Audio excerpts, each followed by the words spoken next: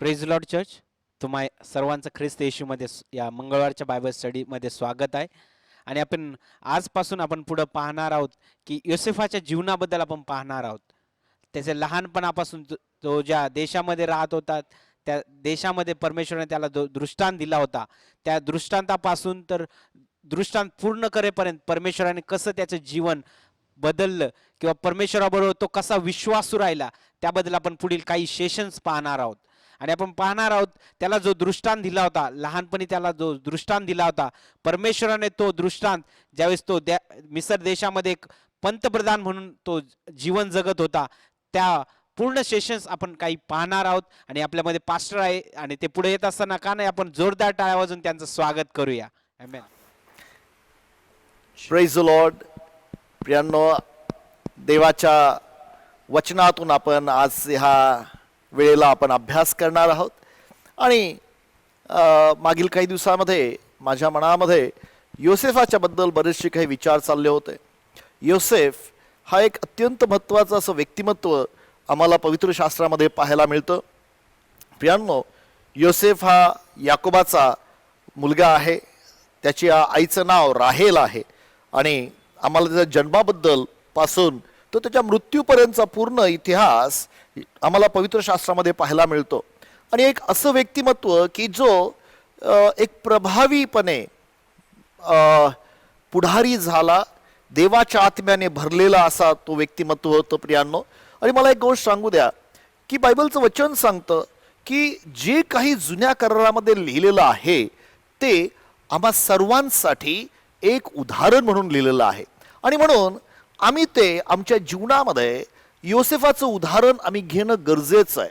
प्रियांनो, पहिले ग्रंथिकारासपत्र याचा 10वा अध्याय आणि 11 वचनामध्ये आम्हाला एक फार महत्त्वाचं वक्तव्य पाऊलाने लिहून ठेवलेलं आहे. आणि तो म्हणतो की जे काही जुन्या करारामध्ये लिहिलेलं आहे हे आमच्या हितासाठी लिहिलेलं आहे. त्याच्यातून आम्ही काही गोष्टी शिकल्या पाहिजे. पण ते वचन वाचूया प्रियांनो. पहिले ग्रंथिकारासपत्र याचा 10वा अध्याय आणि 11 वचन. ह्या गोष्टी उदाहरणादाखल त्यांच्यावर गुदरल्या आणि जे आपण युगाच्या समाप्तीप्रत येऊन पोहोचलो आहोत त्या आपल्या बोधासाठी त्या लिहिल्या आहेत. प्रियांनो, लक्षात ठेवा, जुना करार आणि तिथलचे जे इतिहासाचे पुस्तकं आहेत, तिथलचे जे व्यक्तिमत्व आहेत, ते आमच्यावर जे आता युगाचा शेवट आमच्यावर आलेला आहे, आमच्यासाठी, आमच्या बोधासाठी त्या लिहिलेल्या आहेत. ह्यासाठी की आम्ही त्यांच्या जीवनातून काही बोध घ्यावा. आणि म्हणून आज प्रियांनो आपण योसेफाच्या जीवनातून काही बोध घेणार आहोत, काही महत्त्वाचे नियम आपण शिकणार आहोत. योसेफ हा एक यशस्वी व्यक्तिमत्व आहे. प्रियांनो, मला माझ्या वैयक्तिक जीवनामध्ये योसेफाला मी त्याच्या जीवनाला एक माझ्यासाठी एक त्याचं हिरो म्हणून फार पहिल्यापासून, फार सुरुवातीपासून त्याला माझ्या डोळ्यासमोर एक हिरो म्हणून ठेवलं होतं. आणि मला असं वाटतं की माझ्या जीवनामध्ये मी पाहिलं की जसं तुम्ही तुमच्यासमोर एखादं व्यक्तिमत्व ठेवता तसं तुमच्या जीवनामध्ये तुम्ही बनता. आणि म्हणून ते चित्र मी तुमच्यासमोर आज मांडू इच्छितो योसेफाचं. फार गरजेचं प्रियांनो, काही गोष्टी त्यातून समजण्यासाठी आम्हाला गरजेच्या आहेत. आपण जर उत्पत्तीच्या 37व्या अध्यायामध्ये गेलो तर दुसऱ्या वचनामध्ये योसेफाचं वय दिलेलं आहे. ओके, उत्पत्तीचं पुस्तक याचा 37वा अध्याय आणि दुसऱ्या वचनामध्ये आम्हाला त्या योसेफाचं वय दिलेलं आहे. पुढे जाण्या अगोदर मला सांगू द्या, जर प्रियांनो योसेफाचं व्यक्तिमत्व तुम्ही स्वतः स्वीकारलं तर तुम्ही देखील एक यशस्वी व्यक्तिमत्व असणार आहात. आणि तुम्हाला सांगतो, हे जे शेवटचं काळ आमच्यावर आलेलं आहे, ह्या काळामध्ये देव परमेश्वर अशी यशस्वी लोक पाहत आहेत की जे योसेफासारखे समर्पित असतील. असं पुढारी पण देवा पाहत आहे. आणि माझ्या भावना बहिणींनो, एक लक्षात ठेवा, कधी स्वतःला कमी लेखू नका. तुमच्यामध्ये एक पुढारी आहे. तुमच्यामध्ये ह्या जगाला मुक्त करणारा, जगाला पुरवठा करणारा असा एक व्यक्ती तुमच्यामध्ये आहे. एवढंच मी तुम्हाला सांगू इच्छितो. फक्त ही प्रक्रिया आम्हाला समजून घ्यायची आहे. आपण पाहूया 37व्या अध्यायाचं दुसरं वचन काय सांगतो योसेफाबद्दल. याकोब वंशाचा वृत्तांत हा. योसेफ 17 वर्षाचा असता आपल्या भावांबरोबर कळप चारित असे. तो मुलगा आपल्या बापाच्या स्त्रिया बिल्हा व जिल्पा यांच्या मुलाबरोबर असे. तेव्हा त्याने त्यांच्या दुर्वर्तनाविषयी खबर आपल्या बापास दिली. पहा प्रियांनो, या ठिकाणी आम्हाला योसेफाचं एक व्यक्तिमत्व पाहायला मिळतं. योसेफ हा एक मेंढपाळांपैकी एक होता. इनफॅक्ट याकोबाचं जे जीवन होतं तो मेंढरं राखणारा होता. आणि मग याकोबाचे जे मुलं होते ते सर्व मेंढरं पाळणारे होते, मेंढरं राखणारे होते, मेंढपाळ होते. आणि मग योसेफ त्याच्याच भावांबरोबर, पण त्याला सख्खा भाऊ नव्हता काही काळ. त्यानंतर बन्यामीन त्याचा सख्खा भाऊ जन्मला राहेलीच्याच पोटी. पण मला सांगू द्या, तो त्यांच्याबरोबर गुरं राखत होता, किंवा गुरं म्हणण्यापेक्षा मेंढरं राखत होता. पण एक व्यक्तिमत्व ह्या ठिकाणी आम्हाला योसेफाचं पाहायला मिळतं, आणि ते म्हणजे योसेफाचे जे भाऊ दुर्वर्तन करत होते. आता काय दुर्वर्तन करत होते या ठिकाणी लिहिलेलं नाहीये, पण अशा प्रकारे काहीतरी दुर्वर्तन करत होते की ते योसेफाला आवडत नव्हतं. प्रियांनो, एक व्यक्तिमत्व तुम्हाला सांगतो की एखाद्या चांगल्या यशस्वी व्यक्तीचं सर्वात पहिलं जे स्वभाव गुणधर्म काय असतं, तर वाईटाचा वीट मानणारे. बायबलचं वचन सांगतं, तू वाईटाचा वीट मारला आणि नीतिमत्वाची तुला चाड होती, म्हणून तुझ्या सोबत्यांपेक्षा देवाने तुला अधिक अभिषेक केला. आम्ही जर इब्री लोकांच्या पत्रामध्ये पहिल्या अध्यायामध्ये वाचलं, आम्ही ते वाचणार नाही प्रियांनो, पण मी तुम्हाला सांगतो त्या वचनामध्ये प्रभू येशू ख्रिस्ताबद्दल ते लिहिलेलं आहे. वाईटाचा द्वेष करणारं व्यक्तिमत्व. माझ्या भावना, वाईटाचा द्वेष करणारं व्यक्तिमत्व हे आम्हाला आमच्या स्वतःच्या व्यक्तिमत्वातून होत नाही. आम्हाला प्रत्येकाला ह्या देहात जर आम्ही चाललो, ख्रिस्ती व्यक्ती विश्वासणारे प्रत्येक जण प्रियांनो वाईटाची आवड धरणारे आहेत. कारण जर आम्ही देहात चाललो, पण ज्यावेळेस आमचा नवा जन्म होतो, ज्यावेळेस आम्हाला प्रभू येशू ख्रिस्ताची वैयक्तिकरित्या ओळख होते, तारणाचा अनुभव येतो प्रियांनो, त्यावेळेस वाईटाचा द्वेष करणारा स्वभाव आमच्या जीवनात तयार होतो. आणि आम्हाला पाहायला मिळतं योसेफाच्या बाबतीत तसंच होतं. आणि मग आता आम्हाला पाहायला मिळतं की याकोबाकडं तो यायचा, आपल्या भावांची तक्रार घेऊन यायचा. मग योसेफ हा याकोबाचा आवडता झाला. मग याकोबाने त्याच्यासाठी बाकीच्या भावांना न देता त्यासाठी एक वस्त्र तयार केलं, आणि मग त्या भावांच्या मनामध्ये द्वेष निर्माण झालं. पण तो द्वेष मर्यादित द्वेष होता. पण तुम्हाला सांगतो प्रियांनो, 5 ते 8 वचनामध्ये आम्हाला याकोबाचं स्वप्न पाहायला मिळतं. ओके, 5 ते 8 वचनामध्ये आपण वाचूया योसेफाच्या जीवनामध्ये, याकोबाचं नव्हे तर योसेफाचं स्वप्न पाहायला मिळतं. 5 ते 8 वचनं, त्या ठिकाणी योसेफाला 2 स्वप्न पडलेले आहेत प्रियांनो, आणि महत्वाची स्वप्न आहेत. ओके, आपण काही वचनं वाचूया त्यातले. काय म्हणतं 5व्या वचनापासून पुढे? योसेफाला एक स्वप्न पडले, हा, ते त्याने त्यास सांगितले. तेव्हा तर ते त्याचा अधिकच द्वेष करू लागले. पहा, स्वप्न पाहिल्यानंतर त्याचा द्वेष करू लागले. हा, तो त्यास म्हणाला, मला पडलेले स्वप्न ऐका. पहा, आपण शेतात पेंड्या बांधित होतो, तो माझी पेंडी उठून उभी राहिली. तेव्हा तुमच्या पेंड्या माझ्या पेंड्याभोवती येऊन उभ्या राहिल्या व त्यांनी तिला नमन केले. हे ऐकून त्याचे भाऊ त्यास म्हणाले, त्याचे भाऊ त्यांना म्हणाले, काय तू आम्हावर राज्य करणार? तू आमच्यावर राज्य करणार का? माझ्या भावना बहिण, एक गोष्ट तुम्हाला सांगतो, ही जी गोष्ट आहे ही काही तरी स्वतःहून स्वप्न नव्हतं पाहिलं, पण देव परमेश्वर, लक्षात ठेवा, तुम्हाला एक गोष्ट सांगतो, ज्या वेळेस तुमचं अंतःकरण देवासंगती जुडलेलं असतं, तुमच्या अंतःकरणात, तुमच्या जीवनामध्ये देव तुम्हाला काही स्वप्न देत असतो प्रियांनो.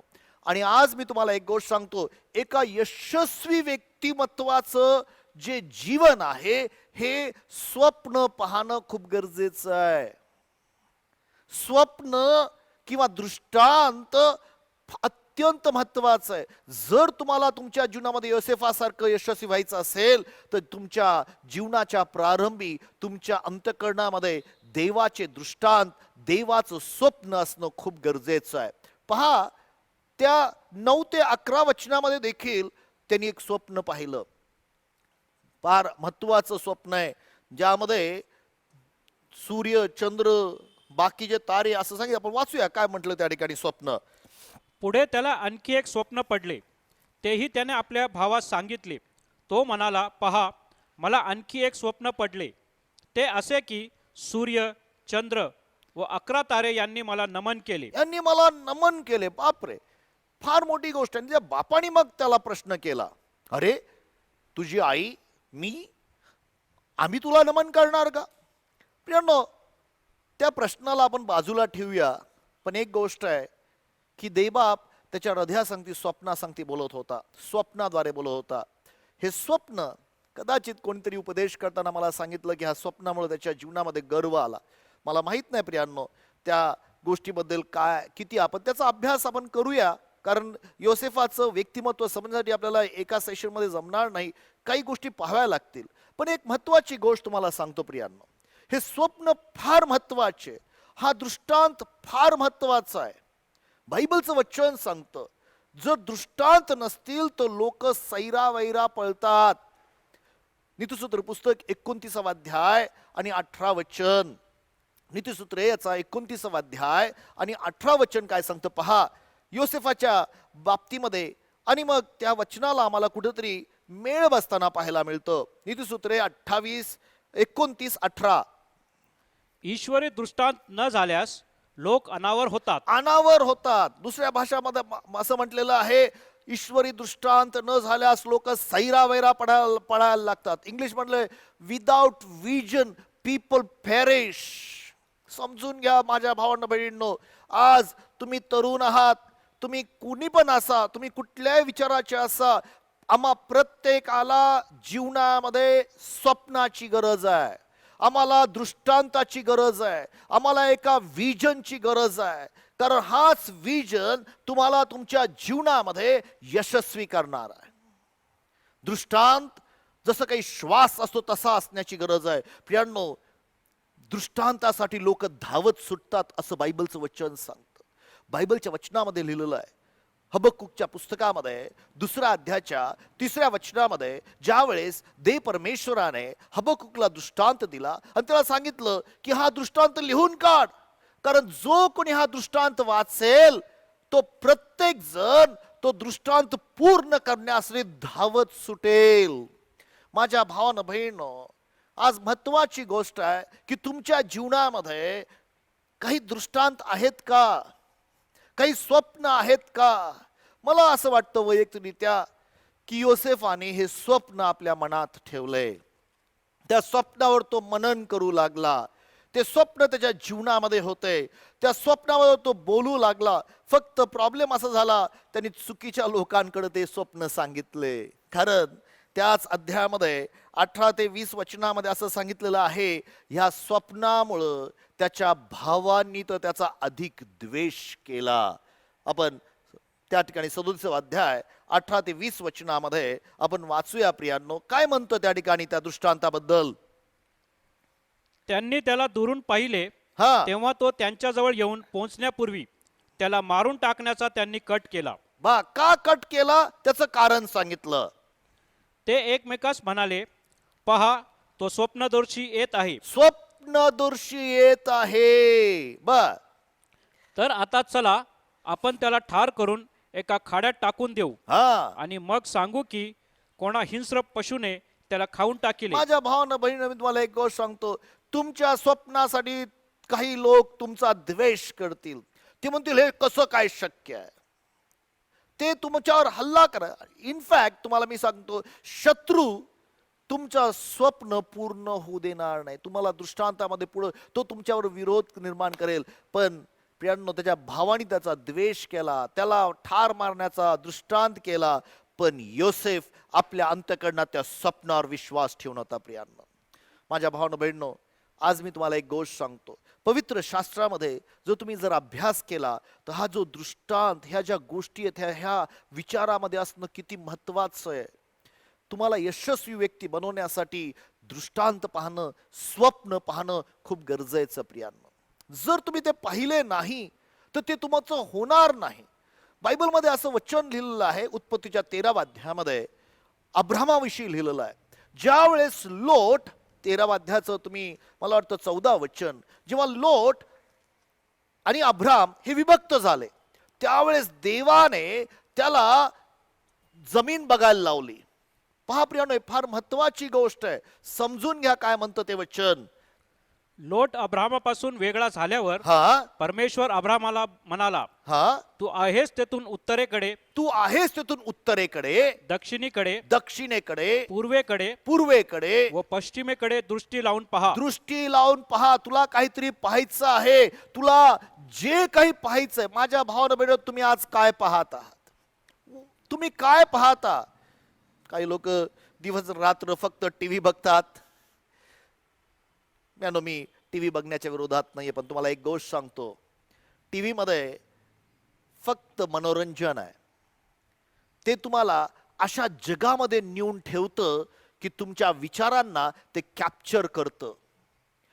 जे पिक्चर्स आहेत ते तुमच्या मनात कॅप्चर करतात आणि काही लोक त्यातून बाहेर पडू शकत नाहीत. आज मी तुम्हाला सांगतो प्रियांनो, देवाला हे माहित होतं की लोक कल्पनेमध्ये जीवन जगणारे आहेत. कल्पना फार महत्वाच्या आहेत. लक्षात ठेवा, जे तू वाचूया पुढे त्या वचनामध्ये अब्रामाला देव काय म्हणतो प्रियांनो, कारण हा जो सर्व देश तुला दिसत आहे, तो तुला दिसत आहे. हा, तो तुला व तुझ्या संततीला मी कायमचा देईन. तुलाच नव्हे तर तुझ्या संततीला कायमचा दिसणारी गोष्ट. गरज आहे दृष्टांत. देवाने दाखवलं योसेफाला की बघ, तुला मी लीडर बनवत आहे. त्यांनी ते दृष्टांत पाहिले, ते दृष्टांत आपल्या जीवनात लिहिले. मला माहित नाही प्रियांनो तुम्ही तुमच्या जीवनासाठी काय दृष्टांत पाहता, पण आज तुम्हाला मी एक गोष्ट सांगतो, यशस्वी व्यक्ती होण्यासाठी देव परमेश्वर म्हणतो, जे तू पाहशील, जे तुला दिसत आहे, ते मी तुला देणार आहे. ते मी तुला देणार आहे. प्रियांनो, अजून एक गोष्ट सांगतो. मी ज्यावेळेस थोडासा ह्या दृष्टांताबद्दल अभ्यास करत असताना आणि वाचन करत असताना, काही लोकांचं ऐकत असताना मला एक महत्वाची गोष्ट कळाली आणि माझी इच्छा आहे की आपण त्याकडे जाऊया. आम्हाला माहिती आहे की ज्यावेळेस बाबेलाचा बुरुज सर्व लोक बांधत होते, नोहाच्या नंतर सर्व लोक एकत्र होते. बाबेलाच्या ठिकाणी सर्व भाषांचा वेगवेगळ्या भाषा निर्माण झाल्या, पण त्या ठिकाणी एक वक्तव्य फार देवानी केलेलं आहे प्रियांनो. देवानी ते वक्तव्य केलं, मनुष्याने केलेलं नाही आहे. देव परमेश्वराने ते वक्तव्य केलेलं आहे. त्या वक्तव्याबद्दल माझी इच्छा आहे की आपण थोडासा अभ्यास करावा, ते समजून घ्यावं. काय वक्तव्य करतो पहा परमेश्वर. उत्पत्ती पुस्तकाचा 11वा अध्याय आणि 6व्या वचनामध्ये काय लिहिलेले पहा. परमेश्वर म्हणाला, पहा, हे लोक एक आहेत, हे लोक एक आहेत. ह्या सर्वांची भाषा ही एकच आहे, ह्या सर्वांची भाषा एक आहे, व ही ह्यांच्या कृत्यांची सुरुवात आहे. आणि ही यांच्या कृत्यांची सुरुवात आहे. आणि हे जे काही करण्याचे योजितील ते करण्यास यांना कशानेही अटकाव होणार नाही. त्यांना कशानेही अटकाव होणार नाही. ऐका, कोण म्हणत आहे? परमेश्वर म्हणत आहे. 3 गोष्टी समजून घ्या. ज्यावेळेस तुम्ही एक असता, तुमची भाषा एक असते, त्यावेळेला तुमच्या योजना, तिथं योजना शब्द वापरलेला आहे, इंग्लिश मध्ये इमॅजिनेशन हा शब्द वापरलेला आहे, कल्पना. ऐका, यांच्या कल्पनांना मूळ भाषांतरामध्ये त्याला जमाम हा शब्द वापरलेला आहे. हिब्रू भाषेमध्ये ज्यावेळेस उत्पत्ती पुस्तक लिहिलं, परमेश्वराने मोशेला सांगितलं, मोशे हे लिही. हे डायरेक्ट परमेश्वराचे शब्द आहेत, लक्षात ठेवा. मोशेला देवाने उत्पत्ती लिहायला लावलं. मोशेला माहित नव्हतं, पण देवाने सांगितलं की हे लोक जमाम, यांच्या ज्या कल्पना आहेत, जमाम ह्या शब्दाचा अर्थ to have fix a thought, जे विचार स्थिर केलेले आहेत, स्थापित केलेले आहेत. ह्या भाषांतरामध्ये योजना म्हटलेलं आहे. ठीक आहे, योजना म्हणजे आपण त्याला वेगवेगळे विचार करू शकतो की मी प्लॅन केलेला आहे, पण जे विचार त्यांच्यामध्ये स्थापित झालेले आहेत, त्यांच्या ज्या प्लॅन झालेल्या आहेत, त्यांचे जे हेतू आहेत, त्यांचे विचार आहेत, त्याला कोणीच अटकाव करू शकणार नाही. कोण म्हणत आहे? परमेश्वर म्हणत आहे की मी देखील त्याला अटकाव करू शकणार नाही. ह्यांचे विचार कोणालाही थांबवता येणार नाही. माझ्या भावानं बहिणींनो, इमॅजिन, काय परमेश्वर म्हणतोय की यांचे विचार मला देखील अटकाव करता येणार नाही. कोणालाच अटकाव करता येणार नाही. प्रियांनो, ऐक्यतेमध्ये सामर्थ्य आहे, निश्चितच आहे, पण त्यावेळेला ती ऐक्यता देवाला नको होती. प्रियांनो, त्यावेळेला देवाला नको होतं की माणसाची काहीतरी एक संस्थापना स्थापन व्हावी, कारण देवाला त्याची योजना पूर्ण करायची होती प्रियांनो. आणि ती योजना देवाने येशू ख्रिस्तामध्ये स्थापित करून ठेवली होती. आणि म्हणून त्यासाठी त्याला अब्राहमाला आणायचं होतं, त्यासाठी त्याला येशू ख्रिस्ताला आणायचं होतं. किंवा आम्ही पाहतो मोशे आला, मग त्यानंतर दावीद आला, आणि मग त्यानंतर येशू आला. त्या योजना त्याला पूर्ण करायच्या होत्या. देवाच्या मनामध्ये त्या योजना होत्या. मनुष्याच्या योजना जर त्यांनी पूर्ण केल्या असत्या तर कदाचित ह्या जगावर राज्य करणारा शत्रू सैतान ह्या जगामध्ये एक वेगळंच काम करू शकला असता. म्हणून देवापाने त्यावेळेला एक मोठा चमत्कार केला. तो असं म्हटलं, चला आता आपण जाऊया. खाली आले आणि त्यांच्या भाषेमध्ये त्यांनी भेळमेळ केला. 6500 भाषा त्या दिवशी सुरू झाल्या आणि वेगवेगळे राष्ट्र, वतन, भाषा बोलणारे लोक ह्या जगात पसरून गेले. माझ्या भावना बहिणींनो, देव परमेश्वर हे अद्भुत काम करतो. देवाची स्तुती असो. पण देवापाने नंतर आम्हाला पाहायला मिळतं प्रियांनो की पेंटिकॉस्टच्या दिवशी एक पवित्र आत्म्याची ओतणी केली आणि सर्वांना एक भाषा दिली, जी भाषा देवाच्या आत्म्याची होती, फक्त देवाला कळणारी भाषा. आणि त्याद्वारे तो माझा मुद्दा नाही आहे, पण माझा मुद्दा ह्या ठिकाणी आहे की त्यांच्या कल्पना. प्रियांनो, हे जग कल्पनावर चालतं. मी तुम्हाला एक गोष्ट सांगतो, जे काही तुम्ही बनवता ते तुम्ही पहिले कल्पना करता. समजा जर तुम्हाला कुठे जायचं असेल, किंवा मी तुम्हाला म्हटलं रे बाबा मला इकडे इकडे जायचं आहे, तर तुम्ही अगोदर काय करता माहितीये का? त्याबद्दल मनामध्ये त्याबद्दल कल्पना करता की ह्या रस्त्याने गेलं तर तुम्हाला त्या ठिकाणी स्टेशनला पोहोचता येईल. प्रियांनो, आम्ही प्रत्येक जण, हे जगातला प्रत्येक व्यक्ती आपल्या विचारांच्या कल्पनामध्ये जीवन जगतो. पण त्या कल्पना कुठल्या आहे ते फार महत्वाचं आहे, कारण आत्मिक युद्ध देखील ह्या कल्पनेमध्येच आहे. जर तुम्ही दुसरे क्रांतिकारास पत्र याचा 10वा अध्याय आणि 4थं वचन वाचाल तर त्या ठिकाणी आत्मिक युद्धाबद्दल सांगितलेलं आहे. प्रियांनो, त्या आत्मिक युद्धामध्ये सांगत असताना आम्ही समजून घ्यायला पाहिजे काय म्हणतो त्या ठिकाणी परमेश्वर, काय म्हणतो पहा. देवाचं वचन काय सांगतं? दुसरे क्रांतिकारास पत्र याचा 10वा अध्याय आणि 4थं वचन. कारण आमच्या युद्धाची शस्त्रे दैहिक नाहीत, आमच्या युद्धाची शस्त्र दैहिक नाहीत, तर तटबंदी जमीनदोस्त करण्यास ती देवाच्या दृष्टीने समर्थ आहेत. तटबंदी, कुठली तटबंदी? विचारातली तटबंदी जमीनदोस्त करण्यामध्ये ती देवाच्या दृष्टीने समर्थ आहेत. पुढं तर्क वितर्क तर्क वितर्क कुठे येतात? तर विचारांमध्ये, ह्या मनामध्ये तर्क वितर्क येतात. हा, व देव विषयक आणि देव विषयक ज्ञानाविरुद्ध उंच उभारलेले असे सर्व काही पाडून टाकून, ऐका, देवाच्या वचनाविरुद्ध उभारलेले प्रत्येक विचार, प्रत्येक कल्पना पाडून टाकून आम्ही प्रत्येक काय समजून घ्या, प्रत्येक कल्पना अंकित करून तिला ख्रिस्तापुढे मान वाकविण्यास तिला, लावतो. तिची कल्पनाला घेतो, पकडतो, ख्रिस्तापुढे मान वाकवतो. प्रियांनो, ही देवाची इच्छा आहे, कारण कल्पनेमध्ये सामर्थ्य आहे. माझ्या भावना बहिणींनो, आज मी तुम्हाला एक गोष्ट सांगतो, जसं तुम्ही स्वतःबद्दल कल्पना करता तसे तुम्ही असता. आणि म्हणून दृष्टांत असणं गरजेचं आहे.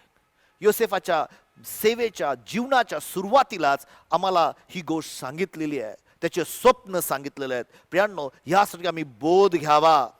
योसेफ जर यशस्वी व्यक्ती झाला असेल तर देवाने त्याच्या सुरुवातीलाच, त्याच्या जीवनाच्या सुरुवातीलाच त्याला कल्पना दिल्या, त्याला स्वप्न दिले, त्याला विचार दिले. कारण प्रियांनो, तुम्ही आणि मी ह्या कल्पनेच्या द्वारेच तयार होतो. बरेचसे लोक ह्या कल्पनेचा गैरवापर करतात. मला सांगू दे, आजकाल सर्व पुरुष, तरुण पुरुष, वृद्ध पुरुष कल्पना करतात, चुकीच्या कल्पना करतात, वाईट कल्पना, दुष्ट कल्पना करतात. माझ्या भावना बहिणींनो, देवाने आम्हाला हा मेंदू दिलेला आहे, हा विचार करण्याची कल्पना शक्ती दिलेली आहे, ह्यासाठी की आम्ही आमच्या कल्पना ख्रिस्ताच्या अधीन आणाव्या आणि त्या देवाच्या राज्यासाठी कल्पना कराव्या. बायबलचं वचन सांगतं. आता भाषांतर करताना आपण नीतिसूत्र 23 अध्याय 7 वचन सांगतो प्रियांनो. त्या वचनामध्ये असं लिहिलेलं आहे की जसा मनुष्य आपल्या मनामध्ये विचार करतो तसाच तो असतो. ह्या भाषांतरामध्ये तसं लिहिलेलं नाहीये. ह्या भाषांतरामध्ये काहीतरी वेगळंच भाषांतर केलेलं आहे. तो आपल्या मनात घास मोजणारा सारखा असतो असं काहीतरी केलेलं आहे. पण प्रियांनो, जर तुम्ही रमाबाईचं भाषांतर पाहाल, जर तुम्ही मूळ भाषांतर पाहाल, जसा मनुष्य आपल्या मनामध्ये कल्पना करतो, विचार करतो, तो तसाच असतो. जे तुम्ही आत विचार करता ते तसेच तुम्ही बनता. तुम्ही त्यापेक्षा वेगळे बनू शकत नाही. आणि म्हणून माझ्या भावानं बहिणींनो, ह्या कल्पना, हे जे स्वप्न, हे जे दृष्टांत आमच्यासाठी फार महत्वाचे आहेत. योसेफाच्या जीवनाची सुरुवात देवाने करत असताना त्याला स्वप्न देऊन ठेवलं. आज देवबाप देखील तुम्हाला स्वप्न देऊ इच्छितो प्रियांनो. काही लोकांना स्वप्न आहेत की माझ्याजवळ मोठा बंगला असावा, माझ्याजवळ कार असावी, माझ्याजवळ भरपूर बँकेमध्ये पैसा असावा, मोठं असावं. मला काही चूक नाहीये, पण लक्षात ठेवा, त्या कल्पना, ते विचार देवाच्या वचनानुसार नाही आहे. हे सर्व तुमच्या मागे येतील प्रियांनो, हे सर्व तुमच्या मागे येतील. का नाही? आपल्या कल्पनामध्ये ख्रिस्ताचे विचार तुम्ही घेडाल की मी ह्या महाराष्ट्राला आशीर्वाद देणारा बनेल, मी महाराष्ट्रातल्या प्रत्येक व्यक्तीला सुवार्ता सांगेल. प्रियांनो, अशी काही स्वप्न असायला पाहिजे. आत्मी जिंकण्याचे स्वप्न, लोकांचे जीवन बदलण्याचे स्वप्न. आज माझ्या भावना बहिणींनो, हे वचन तुमच्यापर्यंत येत असताना लोकांचे जीवनाला बदल देणारं स्वप्न देवबाप तुमच्या हृदयात आणि तुमच्या जीवनात टाकत आहे. प्रियांनो, ते स्वप्न आपल्या हृदयात घ्या. मी तुम्हाला विनंती करतो, ते स्वप्न आपल्या अंतःकरणामध्ये येऊ द्या. बायबलचं वचन सांगतं, प्रभू येशू ख्रिस्ताने सांगितलं, प्रथम देवराज्य व त्याचं नीतिमत्व शोधा, म्हणजे या सर्व गोष्टी तुम्हाला प्राप्त होतील. माझ्या भावना बहिणींनो, योसेफाने आपले स्वप्न आपल्या समोर ठेवलंय. त्या स्वप्नासाठी त्याला त्रासातून जावं लागलं. त्या स्वप्नासाठी त्या भावाने त्याचा द्वेष केला. त्या स्वप्नाने तो विकला गेला. त्या स्वप्नासाठी प्रियांनो त्याचा छळ झाला. पण तो सरते शेवटी एक यशस्वी व्यक्ती झाला. ते कशामुळे झालं असेल? तर ह्या स्वप्नामुळं. आज माझा तुम्हाला प्रश्न आहे, तुमच्या मनात कुठले स्वप्न आहेत? तुमच्या जीवनात कुठले स्वप्न आहेत? काही स्वप्न आहेत का? नसतील तर आज का लिहून काढत नाही की देबापा, मला बघायचं आहे आत्मी जिंकलेले, मला बघायचं आहे लोकांचे जीवन बदललेलं आहे. माझ्या भावना बहिणींनो, मी तुम्हाला एक गोष्ट सांगतो, जे स्वप्न तुम्ही ठेवणार आहात तेच तुमच्यासाठी पूर्णतेत जाणार आहे. प्रभू करो ह्या वचनाने तुम्हाला आशीर्वादित करो. प्रियांनो, योसेफाचं जीवन आम्हाला उदाहरणासाठी आहे. मी तुम्हासाठी प्रार्थना करू इच्छितो आणि मी मागू इच्छितो प्रियांनो, तुम्ही देखील हे देवाकडे मागा माझ्या बरोबर की देवबापा, माझ्या जीवनामध्ये मला असं स्वप्न दे, माझा दृष्टांत दे. देवाला शोधा प्रियांनो. माझ्या सेवेच्या सुरुवातीला मी देवाला मागितलं आणि देवाने ते मला दिलं. मी तुमच्यासाठी प्रार्थना करू इच्छितो प्रियांनो, ते मला स्वप्न दिलं की महाराष्ट्रामध्ये 1000 मंडळ्या, जिथं मंडळ्या नाहीत तिथं त्या स्थापित व्हाव्या. त्या दृष्टीने मी मिळवलं असं म्हणत नाही प्रियांनो, त्या दृष्टीने मी धावत आहे, त्या दृष्टीने मी चालत आहे. मी माझ्या मनामध्ये तो दृष्टांत, ते स्वप्नासाठी दरवेळेस प्रार्थना करतो. मी देवाला मागतो की देवबापा, त्या दृष्टांच्या दिशेने मला धावायचं आहे. माझ्या भावना बहिणींनो, महाराष्ट्रामध्ये 29,000 प्रियांनो गावं आहेत. त्या गावांमध्ये मंडळांची गरज आहे. देवाला मागूया की प्रभू तुझं कार्य होऊ दे म्हणून प्रार्थना करूया. देवबापा, आम्ही तुला धन्यवाद देतो, तुझी स्तुती करतो. आज तुझ्या वचनाबद्दल आम्ही तुला धन्यवाद देतो. योसेफाचं जीवन आम्हाला एक उदाहरणाखातर आहे प्रभू. ते आमच्या हृदयामध्ये लिहिलं जाऊ दे प्रभू. आमचं जीवन तुझ्या गौरवासाठी असू दे पित्या.